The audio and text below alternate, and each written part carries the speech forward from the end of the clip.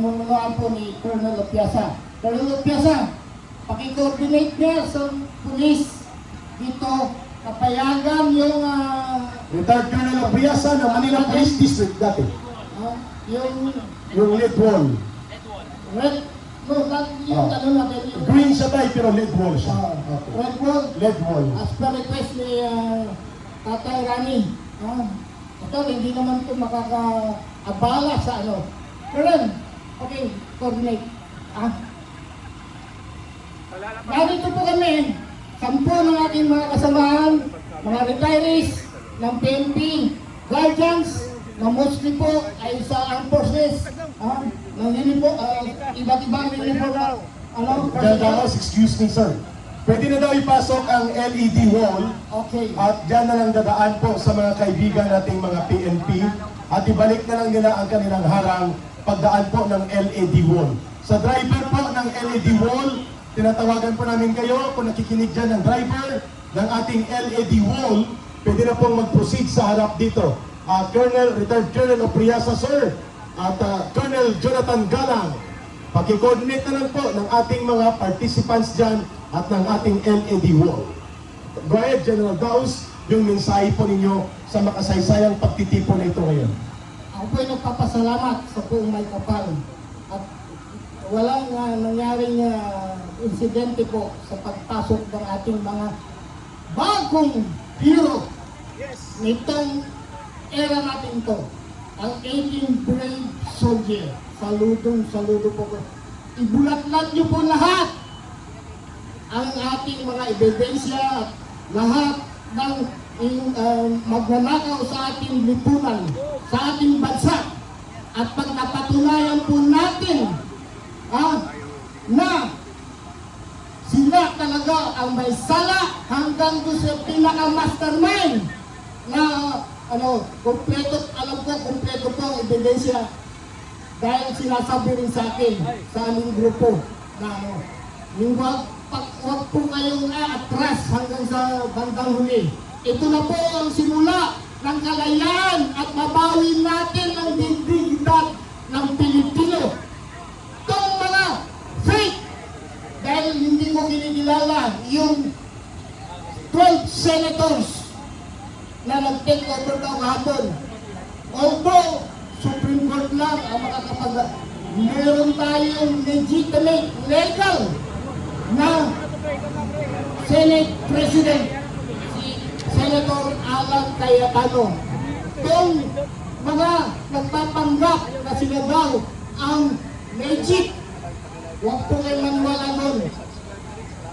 That is fake according to the Constitution. Itong magkapatid na tarantado, nek-nek yun na magkapatid na tulpo.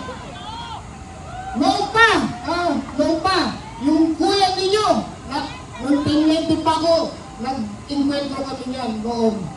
Kung makapagmura kayo, kahit kayo nasa serbisyo, pero hindi nyo mura yung nasa taas. Noon, kahit ngayon, hindi kayo magmula nung madawin ang pangalan nyo. Ngayon, ikaw pa mamumunod sa fake ninyong committee na Blue Ribbon. Utang na. Kagaguan! Nek-nek no! Tama! Nek-nek mo daw! Nek-nek ng mga Tulpo Brothers. Matapang lang kayo sa inaano nyo yung mga sayarap o sa mga bayan. Once na mapatunayan ng taong bayan na kayo ang kasangkot din sa larin sa pagnanakaw, magtago na kayo. Tama!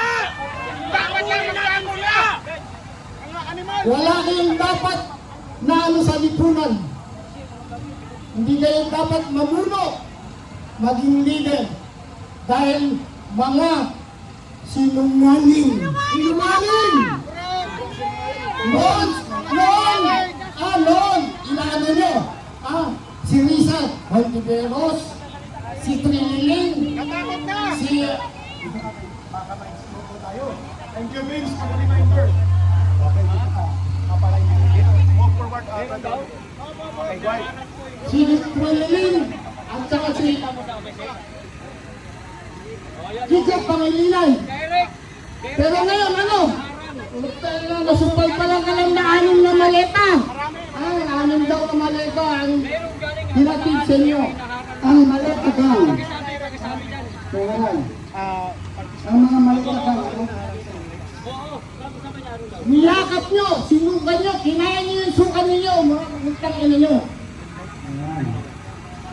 Hindi kayo tao. Mas masahol pa kayo sa hutas. Sino? Sino ang ano? Ayon sa Biblia. Sino ang mas ano pa sa... Excuse mga General Taos, mga kababayan, marami pong gustong sumama sa araw na ito sa pagtitipon sa labas ng Senado. May panimulang pagharang na po mula sa mga kapatiran sa Central Luzon.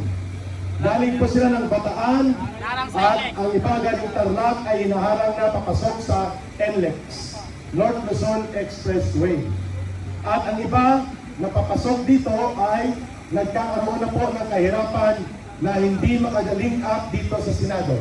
Pero just the same, nandito po ang mga vloggers, nandito po ang ating mga independent media commentators. Ang ating mensahe ay kakalat po ito sa buong mundo kahit pa hinaharang nila. Pero panawagan pa rin natin, pumunta sila dito at paisa-isa pagdalawa-dalawa, magsakay na lang sa bus o kaya mag-jeep, maghahanap ng pamamaraan na makalink up kasi hanggang hapon, hanggang magdamag, kung kailangan iburol muli ang kabaong ng demokrasya maya-maya, ay dadalhin natin ang pagbuburon ng kabaong dito sa ating pagtitipon. Continue po, General Daos. Mabalik ako dun sa magkapatid ng Umpo. Noon, kaya-kaya yung sigawan ang yung maniniit. Pero ngayon, putang ina mo. Putang ina mo. Kaya kayo sinungaling. Idol kayo pa, idol ka pa ng misis ko. Noon, ngayon hindi na dapat. Ngayon, hindi. Kahit pa natin nila pinapakinggan yung ano eh. Action tulpo. Yumaman ang mga tulpo sa panlilinlang at panluloko sa masa. Yun po ang negosyo niya, lukuhin at linlangin ang masa.